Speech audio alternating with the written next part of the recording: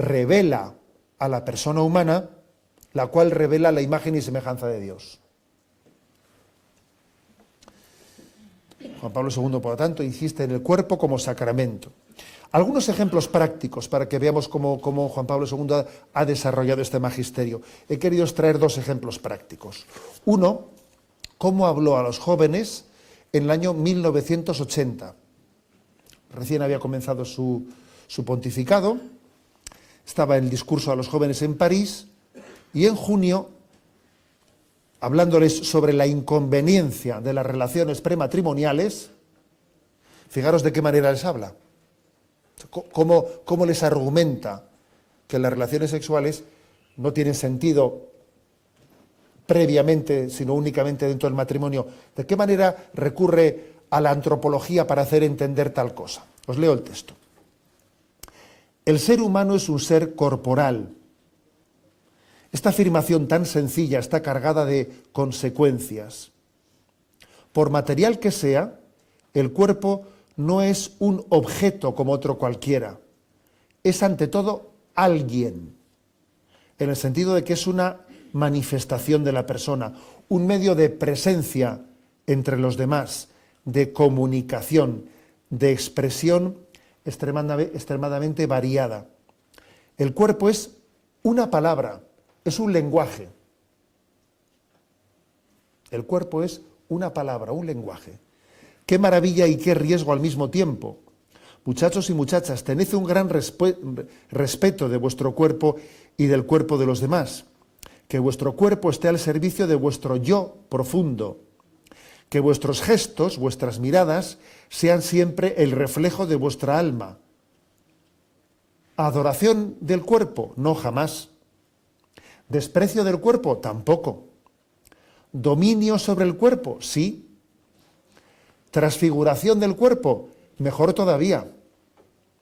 Ello os lleva frecuentemente a admirar esa maravillosa transparencia del alma en muchos hombres y mujeres durante el cumplimiento de sus tareas humanas. Decir que, por lo tanto, el cuerpo es una palabra, un lenguaje, es decir, mucho. Por ejemplo, cuando decimos en el matrimonio, me entrego a ti en las alegrías, en las penas, soy todo tuyo, eso se dice con el cuerpo. La entrega sexual es decir corporalmente lo que se dice en el matrimonio, mi vida es para ti, mis alegrías, mis penas, mi salud, es decirlo con el cuerpo. El cuerpo es lenguaje. Sin embargo, si tú estás diciendo con el cuerpo lo que todavía tu alma no se ha comprometido con ello, estás mintiendo, porque tu lenguaje corporal no corresponde al lenguaje de tu persona. Bueno, en estos términos, de alguna manera, el lenguaje antropológico viene a iluminar lo que es también el lenguaje de cuál es la voluntad divina. O también, por ejemplo, Juan Pablo II denuncia la tendencia narcisista que tiende a la idolatrización del cuerpo en un discurso ante el Consejo Pontificio para el Diálogo con los No Creyentes, y os leo este párrafo. Buscar la felicidad en la virtud se convierte en un ideal extraño, incluso raro, para muchos de nuestros contemporáneos. Lo que prima es el interés por el cuerpo, su salud, su belleza y su juventud. Es la imagen de una felicidad encerrada en el círculo vicioso del deseo y de su satisfacción. Amarse solamente así es destruirse y perecer. O sea que, por lo tanto, existe un lenguaje antropológico de la donación, de la entrega, totalmente contrario al del narcisismo, que es la búsqueda de uno mismo. Por tanto, a modo de resumen, las claves de esa antropología adecuada desde la teología del cuerpo de Juan Pablo II, ¿cuáles son? El sexo es constitutivo de la persona, no solo es atributo, no solo es un atributo, no, es constitutivo de la persona, se es varón o se es mujer, no es algo accidental. Esa distinción que se hace actualmente entre sexo y género no tiene sentido, no tiene sentido. Género tienen las cosas, género masculino, género femenino. El género lo tienen las cosas. El sexo lo tiene, sin embargo, el mundo animal y el ser humano. Pero, curiosamente, lo que estaba aplicado a las cosas, ahora pretendemos aplicarlo al hombre. El género se refiere a las cosas, a los objetos. El sexo es constitutivo de la persona. Segundo, el cuerpo tiene un significado esponsal. Esto es muy importante. Intentaré un poco también desarrollar esto. El cuerpo tiene un significado esponsal. Está llamado al amor. Sin este carácter esponsalicio, es imposible entender la vocación de todo ser humano. La primera aparición que hizo Jesús en público, según el Evangelio de San Juan, es en las bodas de Caná de Galilea, subrayando la vocación a la esponsalidad que tenemos todos. También un servidor tiene debajo de este anillo del obispo, que el anillo del obispo significa el desposorio de Cristo con su iglesia. Debajo de este anillo se esconde otro anillo que es el anillo bautismal que tenemos cada uno de nosotros, que es nuestro desposorio con Jesucristo. Todos tenemos también una clave esponsal en nuestra vida. Tercer lugar, la complementariedad varón-mujer no solo es biológica y psíquica, es también ontológica. La comunión, el varón y la mujer constituyen una unidad relacional, una comunión de personas, que es algo ontológico. En cuarto lugar, el tesoro de la sexualidad humana, que revela la imagen divina del hombre, encierra una invitación para que realicemos nuestra vocación a la entrega de nuestra libertad en el matrimonio, en el celibato.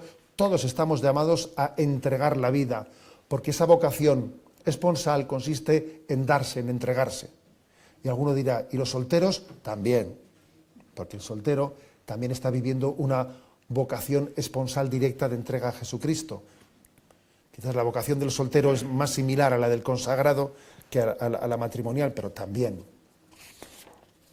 Bueno, ¿cómo este pequeño resumen que he hecho, cómo lo desarrolla Juan Pablo II en esas famosas catequesis? Voy a intentar hacer un seguimiento de cómo lo hizo en esos años. En esos años, del año 79 hasta el año 84, en esos 5 años, ¿cómo lo hizo? ¿Cómo lo desarrolló? ¿Qué itinerario fue el que él desarrolló? Él hizo una pedagogía con el siguiente íter: creación, redención y glorificación.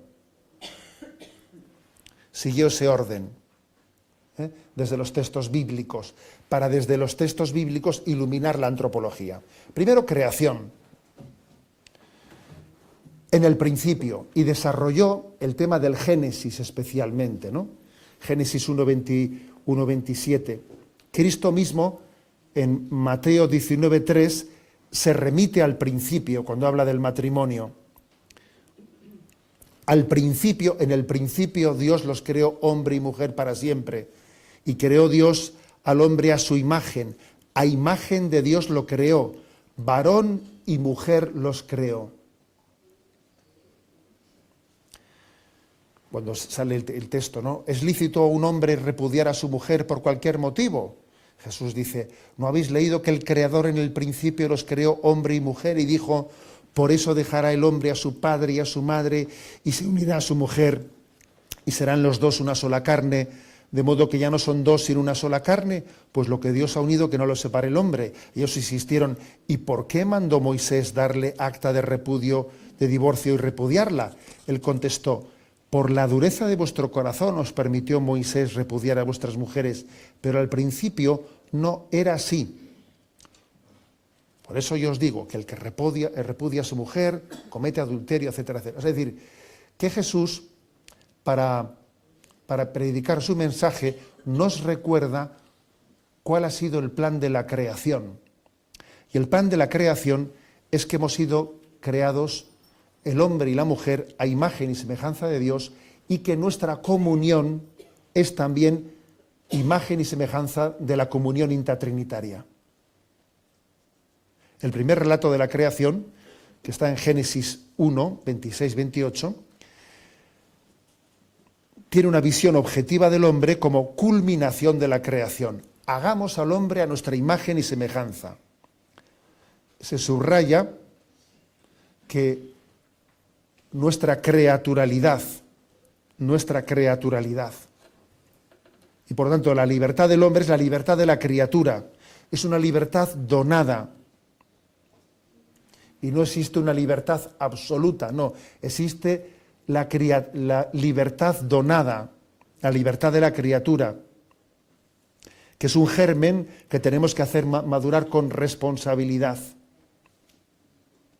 Pero ojo, ¿no?, que la visión objetiva del hombre creado no solo es un dato ontológico, que hemos sido creados de la nada, sino que también es, o sea, no solo ex nihilo, no solo de la nada, sino que hemos sido también creados ex amore, desde el amor de Dios. Se nos dan dos datos. Somos criatura, en el plan de Dios, ser hombre y ser mujer forma parte de la semejanza de Dios, y además también la comunión indisoluble entre el hombre y la mujer forma parte de esa semejanza de Dios.